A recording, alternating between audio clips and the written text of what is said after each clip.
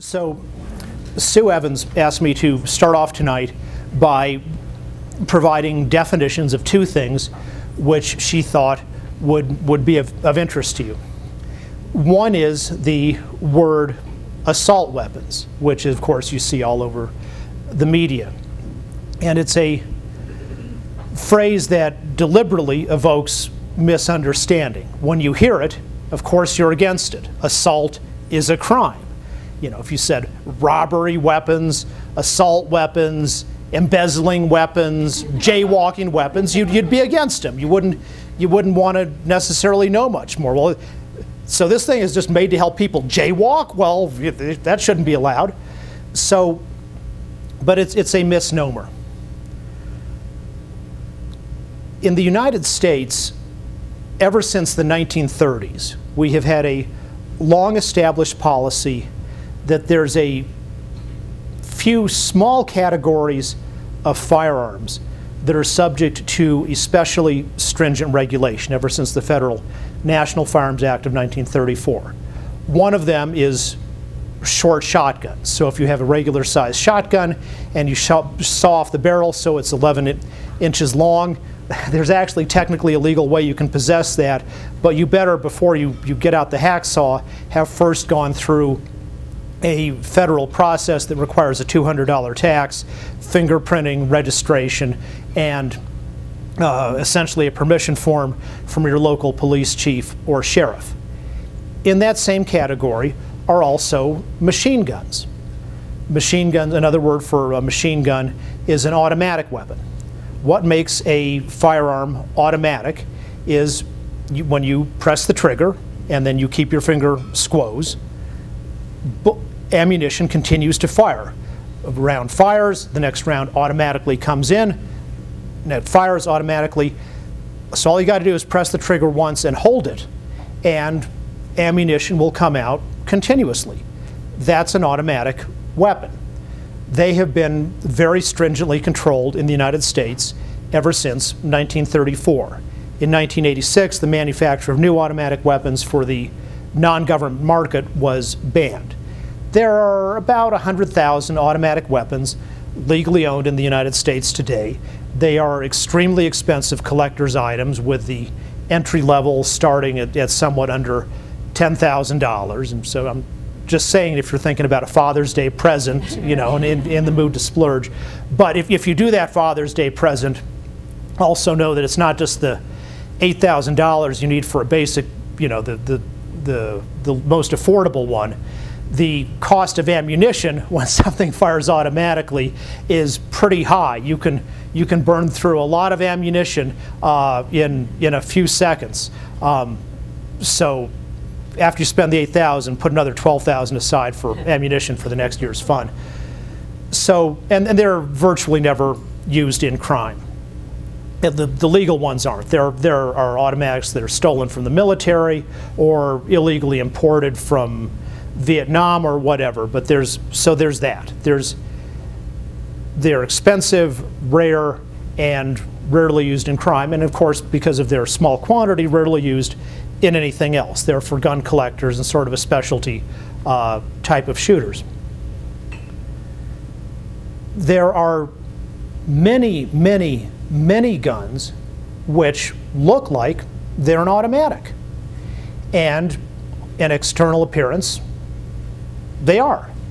So, for example, there is the M16 rifle, which is being phased out, but for decades was the main battle rifle of the United States Army, introduced in Vietnam and used for decades after that.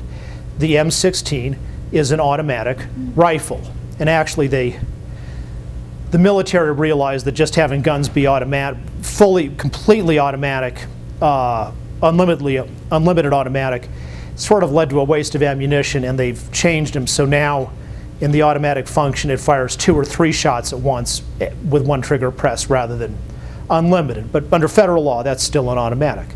So, you know, if you or somebody you know served in the US military in 1985, they'd be quite familiar with the M16 rifle. There is a separate rifle called the AR-15. It comes from the same ancestry as does the M16. There are many, many things it has in common. The barrel, the sights on it, significant features about its internal operation. But what makes it different and what makes it treated as a ordinary gun in most of this country is that when you press the trigger, you get one bullet, just like every other ordinary firearm. One trigger press, one round of ammunition comes out, and that's it. And if you want more if you want to shoot again, you got to press the trigger again. So under federal law and the law of the vast majority of states, that's the dividing line. If you're automatic, you're on one side of being highly regulated. And if you're on the not automatic side, then you are on the other side and you get regulated the same way that all other regular guns do. Regular guns are the most strictly regulated consumer product in the country. They're the only one when you go to the store and you want to buy one, they call the FBI or its state counterpart for permission first. But that's the level for all normal guns. The confusion comes, first of all, because of appearance, because the difference is something that's internal, it's not visible. So of course somebody sees something, it looks like a machine gun, and indeed one of the masterminds of the gun prohibition movement, a guy named Josh Sugarman, now with a group called the Violence Policy Center, wrote a strategy memo in 1987 saying exactly this, saying that the media's tired of this let's ban handgun stuff, which we've been doing since the mid-70s. They're worn out on this. We need something new to get their attention. Let's start doing assault weapons. And we'll be helped by the fact that a lot of the press and the public will think that if it looks like a machine gun, it must be a machine gun. So the whole issue was deliberately calculated to take advantage of public misunderstanding. The misunderstanding is heightened by the fact that Americans don't talk like they're people from New Zealand. In New Zealand, you might have a regular gun that when you press the trigger, one bullet comes out. Some of that energy from the gunpowder explosion, which pushes the bullet down the barrel toward its target, is by Newton's laws, and he's still in charge here, comes back as an equal and opposite force of recoil. And so, that's what pushes back against your shoulder. In what New Zealanders call a self-loading gun, some of that recoil energy is diverted. So it's not felt as recoil. It becomes a softer gun to shoot. It's easier for people to handle. And that energy that is diverted from just coming back against the shoulder, your shoulder, is used to pop the empty shell casing out of the firing chamber and bring the next round of ammunition into the firing chamber so that it's ready to fire. You've got to press the trigger again, but it took care of getting rid of the old empty casing and bringing a fresh round of ammunition into the chamber. In New Zealand, they call that a self-loading firearm, which is an accurate word. In the United States, we call it a semi-automatic gun. And that has led people to have the misimpression that if it's a semi-automatic, that's probably almost the same thing as being an automatic, which isn't really true. If I said that Mike Krause back there is a wit and John Caldera is a half-wit, I would have not really been saying the same thing. But people have that misimpression. So an assault weapon, as it exists in American law, is a misunderstanding, and it has no fixed definition. It's always a changing definition of let's just ban the most guns we can. In New Jersey back in 1989, they actually outlawed literally air guns, BB guns, by calling them assault weapons. And the problem is, you see even in the modern bills like Senator Feinstein's 2013 bill, so much of the definition is, well, we have this list of guns we name. Well, why do you have to do that? Why do you have to keep saying it's all these particular makes and models? if there's something that makes them distinctive, different from other guns, you ought to be able to describe that in a generic way, rather than going around in this sort of I know it when I see it approach where you've got to list the names, and that's an indication that really there's no there. Okay, the second thing to define are gun-free zones. Colorado law is a place that specifically provides for real gun-free zones, and I think legitimately so. So for example, if you walk over to the state capitol, you will, before you go in, you will go through a metal detector. At the metal detector, there are armed state police officers, so that if somebody tried to shoot their way past the metal detector, there'd be a couple guys who would be shooting back. So when you go into that gun-free zone of the state capitol, you know that there's nobody unlawfully carrying a gun in there. And so yes, you had to leave your gun in the parking lot, but so did everybody else, and nobody would be able to bring it in illicitly to use it in a harmful way. That's a genuine, real gun-free zone. And Colorado's licensed carry law says that any government building can be a gun-free zone if the people in charge of the building want it to be, provided that you make it a real gun-free zone, which means the metal detectors and then the armed security to make them real. What becomes dangerous is not genuine gun-free zones. Rather, it's the pretend gun-free zones. It's the places where they put up a sign that says nobody can carry a gun, but that's it. It's just a sign. And so the people who are scrupulously law-abiding, they don't carry. But the people who are not scrupulously law-abiding do carry. And that's a situation that creates a heightened danger. The pretend gun-free zone takes whatever situation you have of whoever's out there, with some people carrying with concealed carry permits that they've gotten after passing the fingerprint-based background check and the safety training class. They've got those people carrying, and then you've got the other people illegally carrying.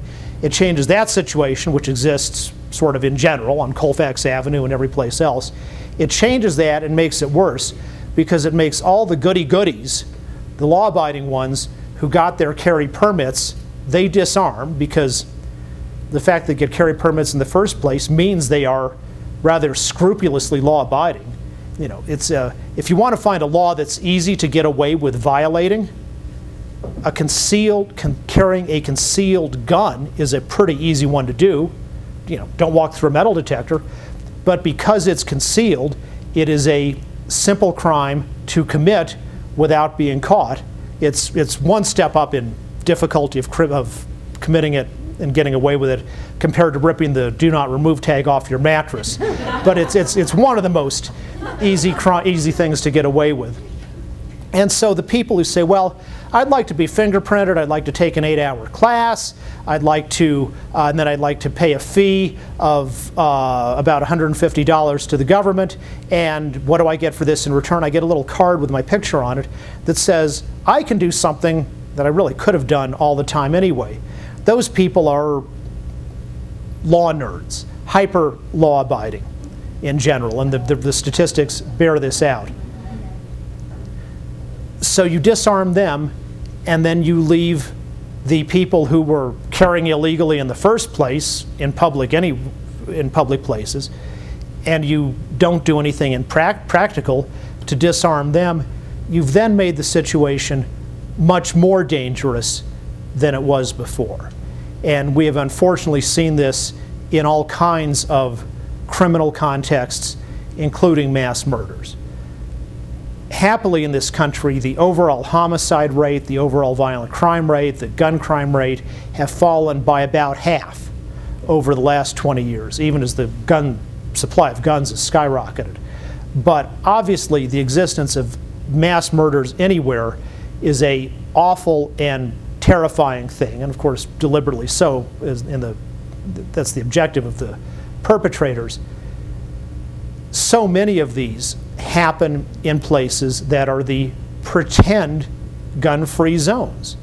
If your objective is to commit suicide, but before you do, you want to kill a lot of people at once, the pretend gun-free zone is the place where a person would go. If you go to a shopping mall in most of this country and you say, well, I'm going to open, it's Christmas, it's the pre-Christmas season, I'm going to open fire and start shooting at people, well, if you do that, the problem with doing that in this country is some of them start shooting back.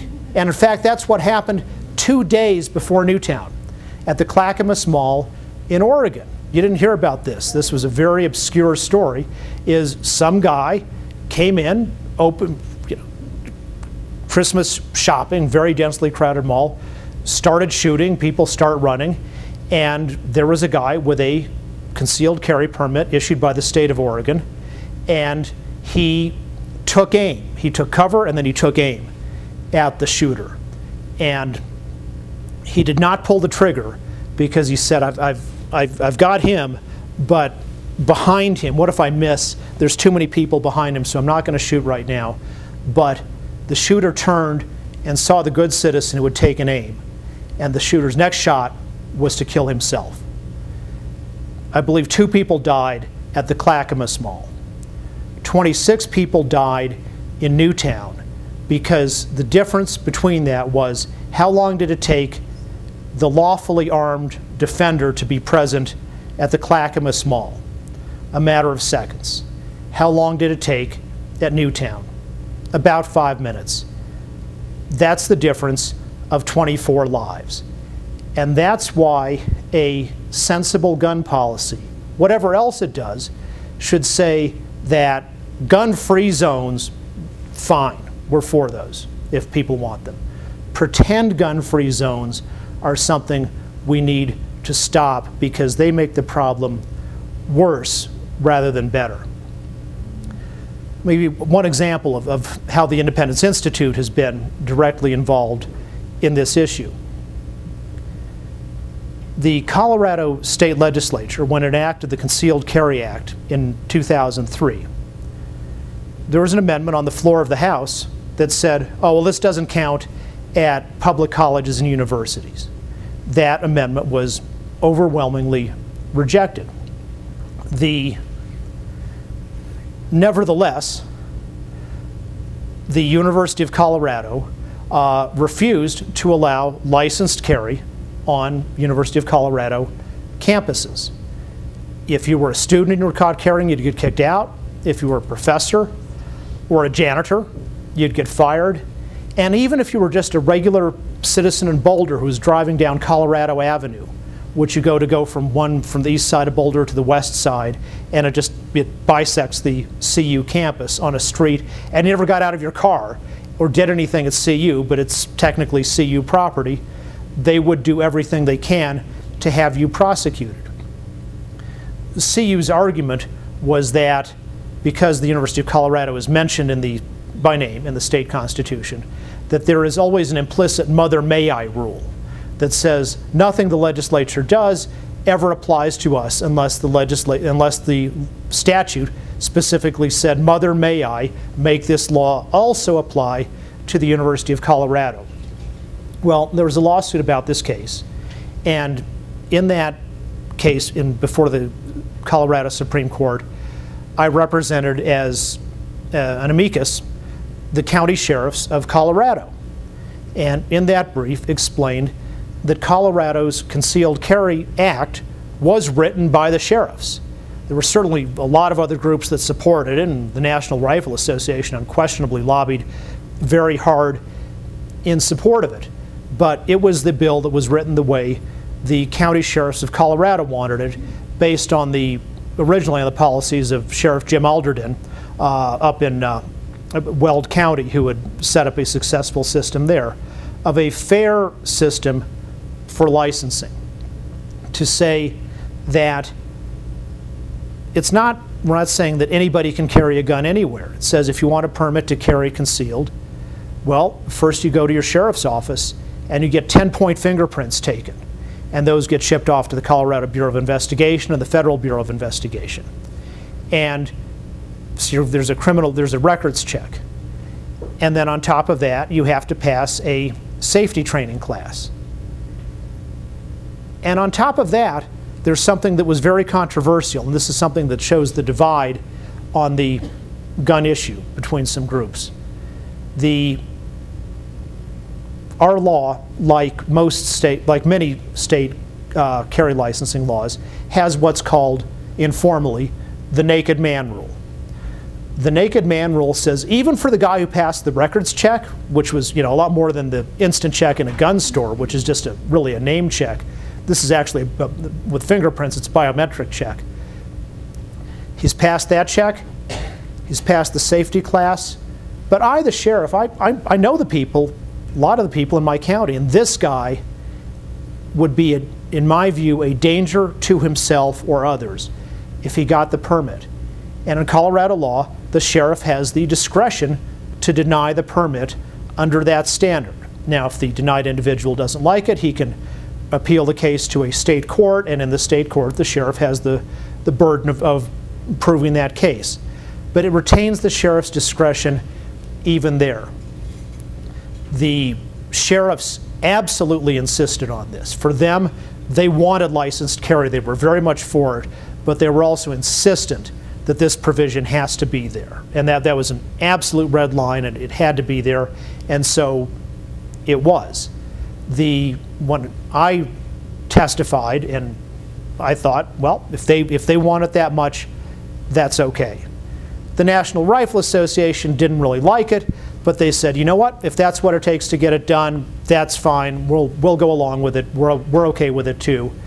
And on the other side was Rocky Mountain Gun Owners, an organization run by a successful entrepreneur, which I don't mean in a positive sense, named Dudley Brown, who fought the bill every step of the way, everything against it, and had some legislators who seemed sympathetic, but when it came down to the final vote, not one legislator who you would call pro-gun voted on Dudley's side of the issue. All of them lined up with the sheriffs, with the National Rifle Association, with the Independence Institute, and the bill passed in a overwhelming bipartisan majority. And so we, without the little stuff about Rocky Mountain Gun Owners, we told this story to the state Supreme Court, that, hey, we're the sheriffs, it's our bill, and we think it's really important that the University of Colorado not be able to carve itself out as a pretend gun-free danger zone and increase the danger on campus. And I think that brief helped the court see that this wasn't a case of balance, as courts often have to do, of balancing public safety versus constitutional rights. This was a case where they were both on the same side, where strong protection of the legislature's intent and their actual words in the law also matched protecting public safety. And that's the sort of the paradigm we aim for at the Independence Institute in our approach to gun policy, and it's one of the reasons we work so often alongside and in support of Colorado's sheriffs. Because it's not the view that on the one side, if you just get rid of the fewer guns the better, that just making it difficult for law-abiding citizens to own or possess or carry guns somehow makes things better. That actually makes it worse. And it's also not the view that the Second Amendment right is absolute in every possible respect, and you can't have any rules or regulations. Our view is that the Second Amendment is like the First Amendment. And are some parts of the First Amendment absolute? Definitely yes. So imagine if a legislature or city council passed a law outlawing some unpopular religion. It might be Islam in one place, it might be a different religion in some other jurisdiction. And so they passed the law that says it's illegal to be a Muslim in this city. Well, the proper response of a court is to say that is absolutely unconstitutional. The free exercise clause of the First Amendment means the government absolutely may not ban a religious belief. This isn't a case where the government lawyer defending the law for the government gets to come in and say, well, Your Honor, we've got a very compelling argument for doing this and great need to do this, and it's a narrowly tailored law and we really don't have any alternatives. The court would properly say, no, we're not interested, government lawyer, in any of your factual arguments or anything else. The free exercise clause absolutely prohibits a law banning a religion. And at the same time, the free exercise clause does not prohibit every law that somehow relates to religion. So just for one of many examples, if somebody's having an outdoor revival, it's okay that there be a law that says, well, you know, after 10 o'clock at night, you got to shut down the bullhorns, the amplified bullhorns, because you're in a residential neighborhood and people want to go to sleep. We're not applying this law against bullhorns after 10 p.m. in a discriminatory way, which says, well, you can use bullhorns, you know, till dawn if you're saying this, but you've got to shut them off at 10 o'clock if you're saying that. We're content neutral in how we apply this law, and it's a fair and reasonable time, place, and manner regulation of speech taking place in a public place.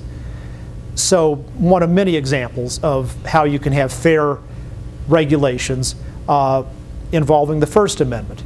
And of course, the same principles apply to the Second Amendment as well, which is why it's all right that Colorado has this fair system for licensed carry. And it's okay that we have the naked man rule and others. And in general, and this is to get back to Deirdre, this is sort of the theme of an excellent book published by her company by a guy named, UCLA professor named Adam Winkler, called Gunfight, is that gun control and gun rights, properly understood, are not culture war enemies, where it's to have more of one means less of the other, and you're always fighting it out along some linear spectrum. Rather, when gun control and gun rights are properly understood, they are complementary and they reinforce each other. Colorado's Concealed Carry Act is a good example of a law that blends gun control with gun rights, so that the gun controls in it serve not to suppress the exercise of the right, but rather to perfect it, to make it better. Good gun policy doesn't say more guns, less guns, choose your side and let's fight it out. It's unfortunate that so much of the battle is like that. Responsible firearms policy, which is what we promote at the Independence Institute, says that on the one hand, good policy promotes fewer guns in the hands of people who shouldn't have them, and more guns in the hands of people who should. And both of those policies can work together to promote public safety. And I would say that even despite all the tremendous culture war that's gone on in guns over the last 20 years, one of the happy circumstances is that our policy has on both sides moved more in that direction. And that is one of the causes for the significant reduction in gun crime and in other violent crime we've seen over the past 20 years. So thank you, and I'd be happy to take any questions.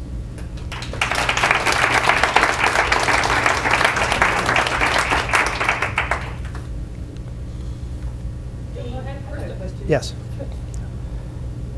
Shoot. Oh, Chris, go. My question is, why is the naked man rule called the naked man rule? Because the paradigm is the guy who sits in his front lawn in his lawn chair naked, yelling about the impending Martian invasion.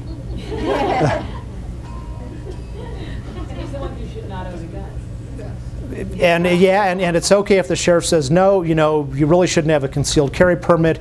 And besides the fact that, you know, also you're naked, so you really can't conceal it anyway. Yes? Why is Homeland Security stockpiling so I don't know, but let me give you an answer that is a potential alternative to the idea that they're just buying up a lot so they can go to war with the public, or just because everybody else is trying to buy ammo too, and they're trying to frustrate that. I talked to a fairly high-ranking official at a federal office that is not part of Homeland Security, but is in the general security and public safety business.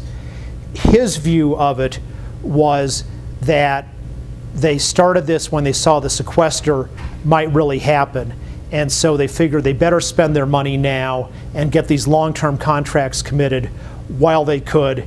And what possible use do they have for actually 1 billion rounds of ammunition? Assuming that we're not going to send the Department of Homeland Security to invade China, it's very hard to see them using it up.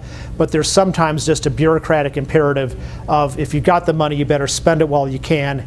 And if you're going to spend it on something, as a lot of other people have figured out, well, ammunition's not a bad thing to spend it on because it lasts a long time. So if 10 years from now you have less money, well, they'll still have all the ammunition you want. So that would be the benign explanation. Yes, in the back. What would be the best way to take this argument out of Amendment 2 category? Because most people, most Americans agree with that thing, but it's not like we agree with all the other stuff that goes with it. So how would you get the fight back? We're obviously keeping Amendment 2, but how do we get the things out that most Americans really don't want?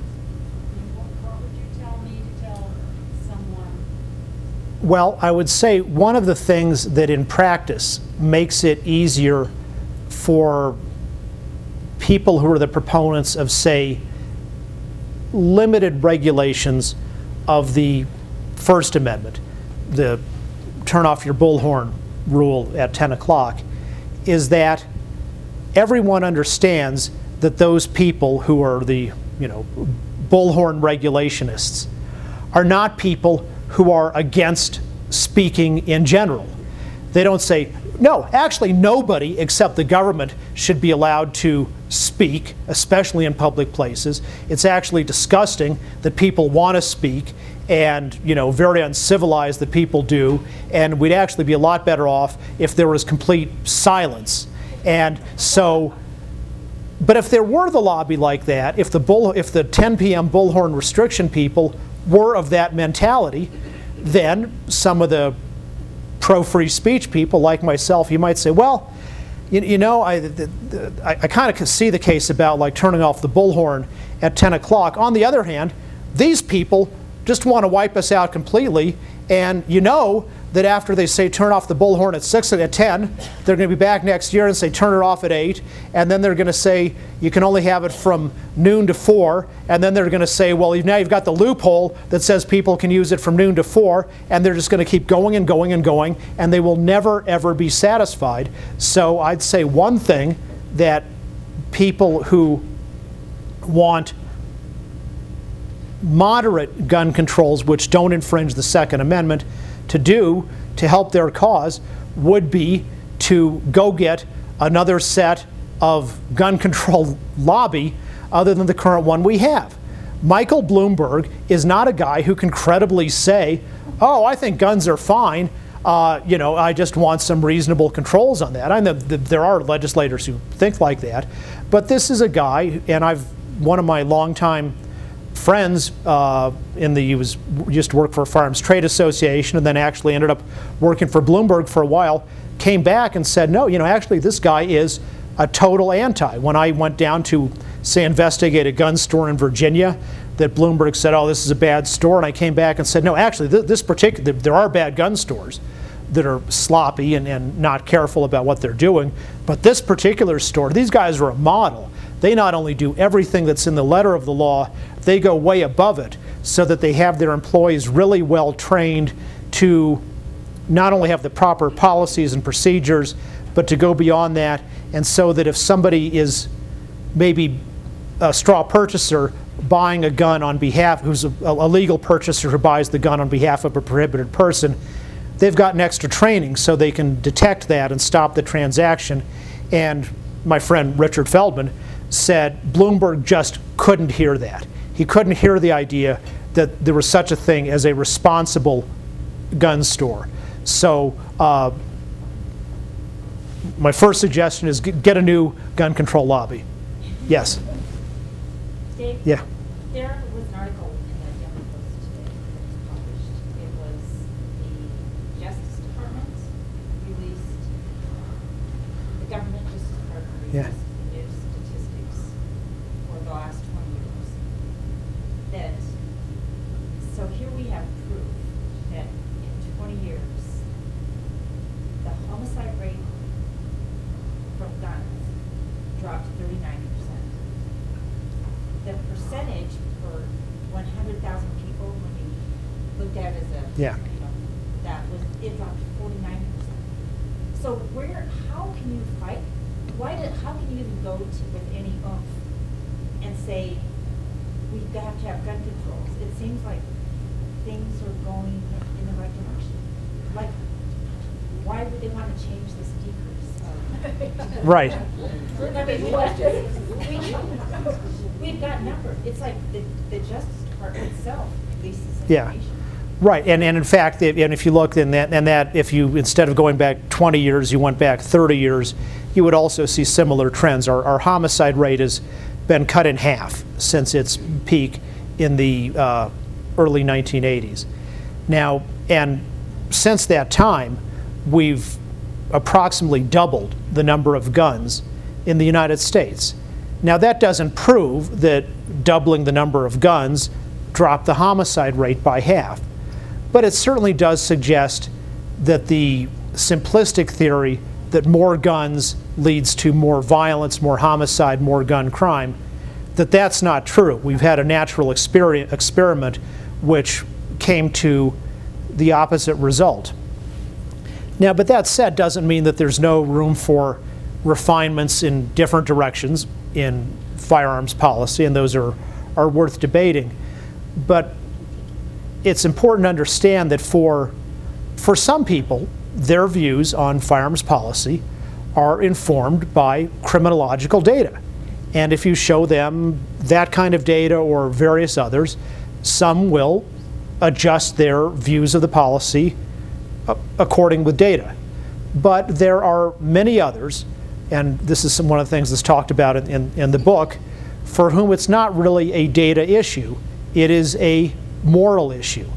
It is the view, and this is in some sense it's a culture war that's been going on ever since King George embargoed the import of arms to the United States in October 1774, is, are we a country in which we the people are the sovereigns, and part of our and we delegated some of our sovereignty to the government as our agent to do things for us, but we've also retained an important part of our sovereignty, including the ability to use force to protect ourselves. Is that the model we have, which is the traditional American model and certainly what the Second Amendment envisions, or is that an uncivilized, retrograde, vulgar, disgusting model that is only favored by hillbillies, and what we should have instead is the European model of a wisely governed, top-down society where people from above rule people, those below, for their own good. In the United States, each family makes the decision. Should we have a handgun or a rifle or a shotgun in our home for protection? Do we want to do that? And that's a momentous decision, not one at all to make casually. In the United States, families make that decisions based on their particular circumstances. And of course, for some families, what's the right decision would be different. In much of Europe, and especially in England, which was what we got away from in the first place, the decision is made by the government. No, you may not own a gun in your home for protection.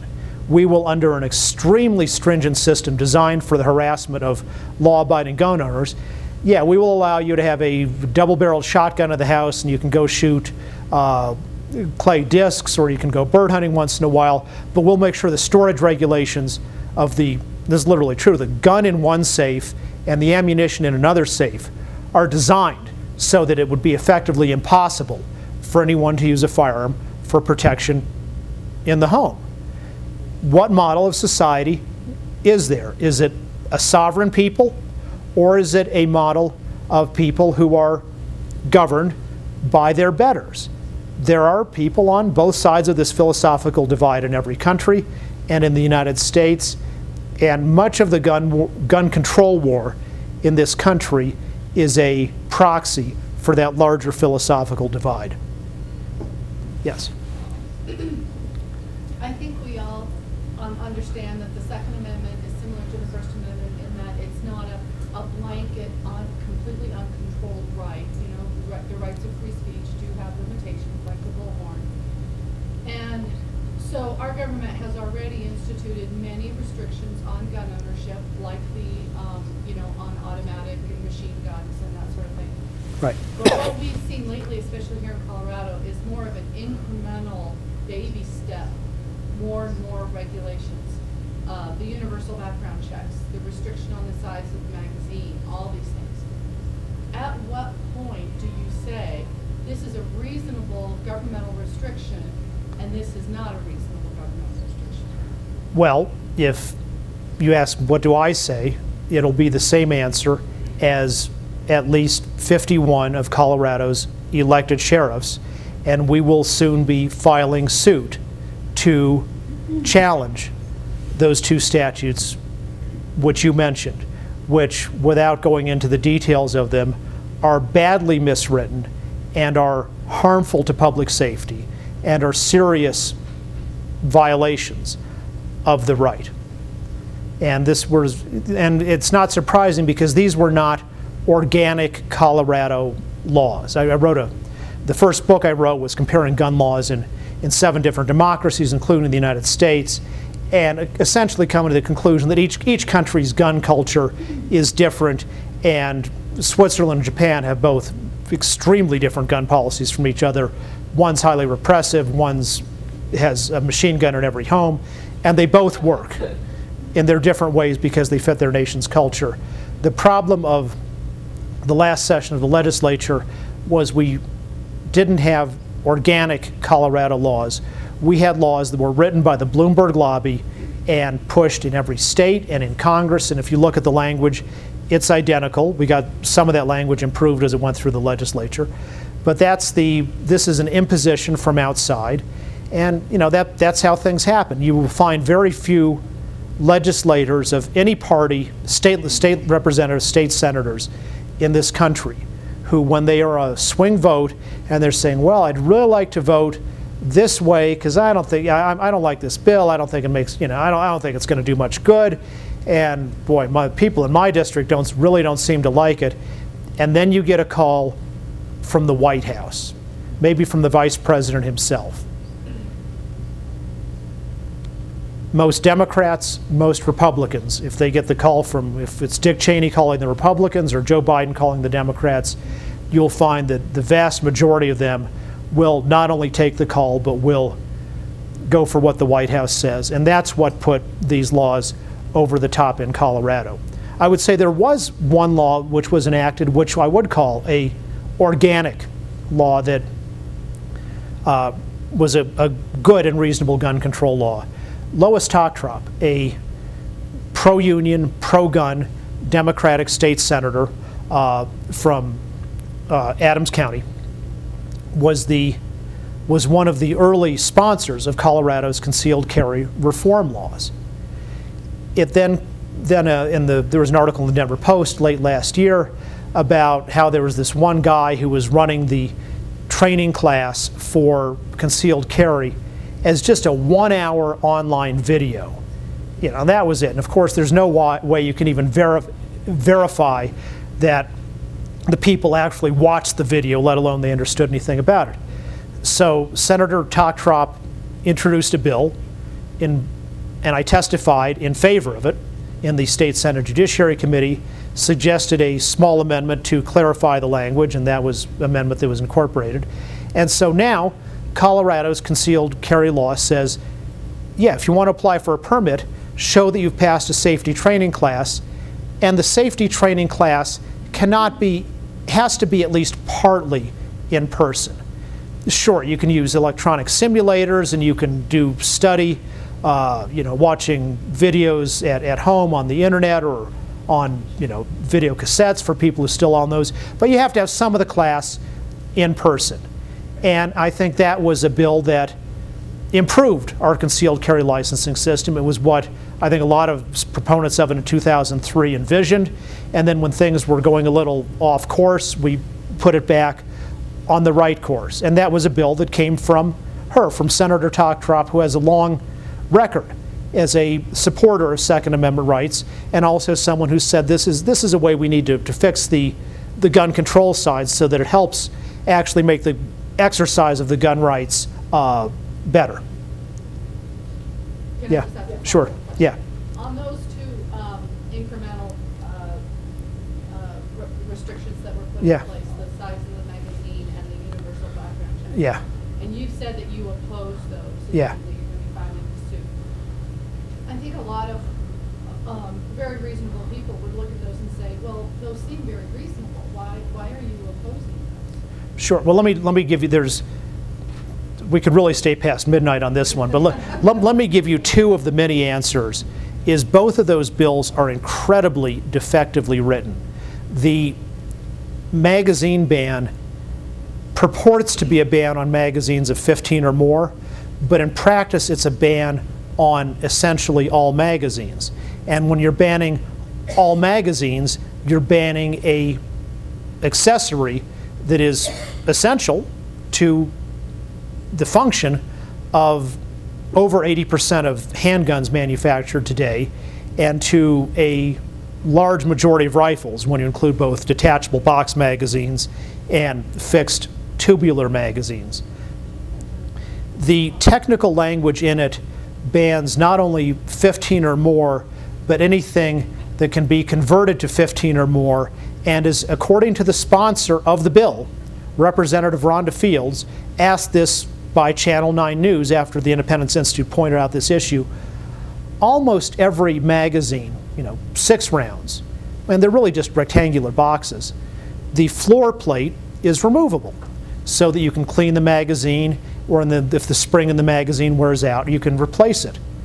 And her interpretation of her bill's language that says it also bans magazines that are designed to be readily converted to hold more than 15, is that applies to every magazine with a removable floor plate, which is to say all of them, or 99% of them.